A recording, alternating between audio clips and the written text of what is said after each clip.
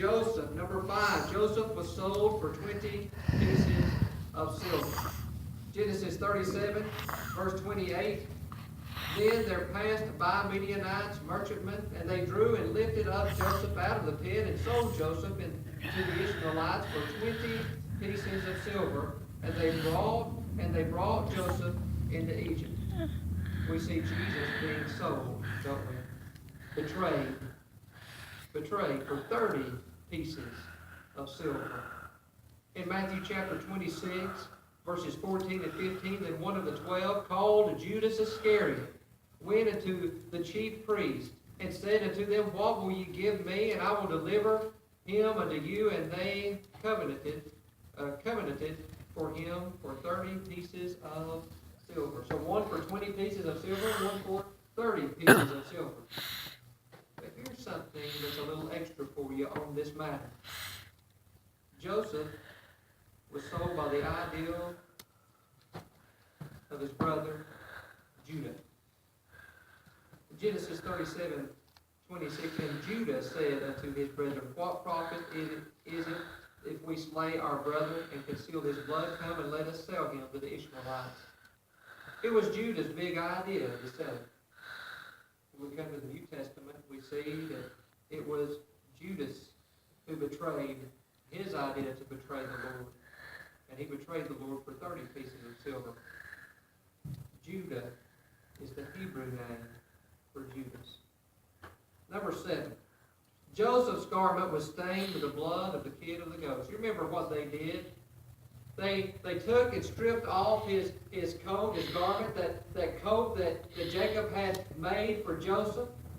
They showed that he was the beloved son of Jacob, and they stripped that of him. And what did they do? They dipped it in the blood of a kid of the goat. When we look at Genesis 37, verse 31, and they took Joseph's coat and killed a kid of the goats and dipped the coat in the blood. I want you to remember that phrase. They dipped the coat in the blood. Jesus, his garment would have been stained with the blood of the Lamb. Ever think about that? John chapter 19, verse 23, and the soldiers, when they had crucified Jesus, took his garments and made 4 parts, to every soldier a part, and also his coat. Now the coat was without seam, woven from the top throughout. And said therefore among themselves, let us not rend it, but cast lots for it, whose it shall be. And the scripture might be fulfilled, which said, they parted my raiment among them, and for my vesture they did cast lots. These things, therefore, the soldiers did. Remember when they had beaten Christ, they had put, and after they had put the scarlet robe on him, they took that off and they put his own clothes back on him. I wonder what his back would have looked like. Beaten and bruised and bleeding.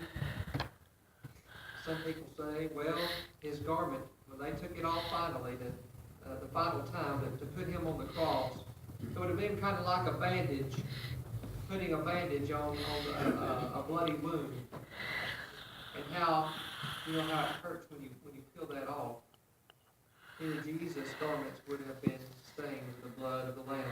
When we look at the book of Revelation chapter 19, verses 11, 12, and 13, and I saw heaven opened, and behold, a white horse, and he that sat upon him was called Faithful and True. And in righteousness he doth judge and make war. His eyes were as a flame of fire, and on his head were many crowns, and he had a name written that no man knew but he himself. And he was clothed with a vesture dipped in blood, and his name is called the Word of God. So you have Joseph's coat being taken, his garment being taken and dipped in the blood of the kid of the goat. You have Christ's garment taken and dipped, if you will. The vesture he wears is stained with the blood of the Lamb, his blood. We go to number 8. Joseph was tempted, but what's kind of interesting about his temptation, you have it mentioned in 3 parts.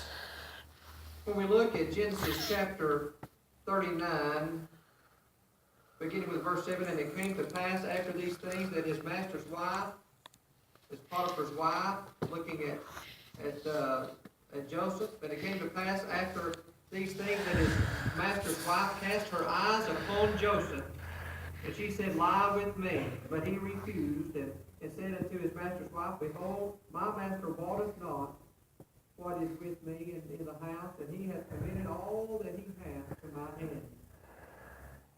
That's one. Then there is none greater in this house than I, neither hath he kept back anything from me but thee, because thou art his wife. How can I do this great wickedness and sin against God?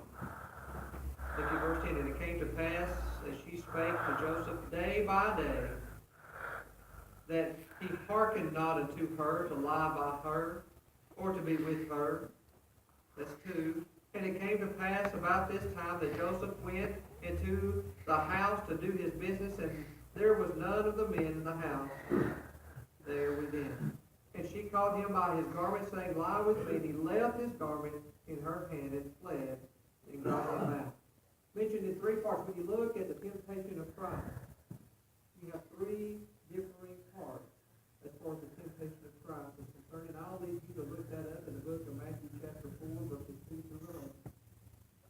Number 9 here, we have a few more points, and I'll go through those a little quickly.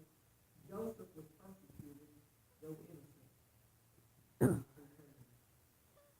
He was persecuted, though innocent, but he criminal. Genesis 40 in verse 1, and it came to pass after these things that the butler of the king of Egypt and his master had offended their lord, the king of Egypt.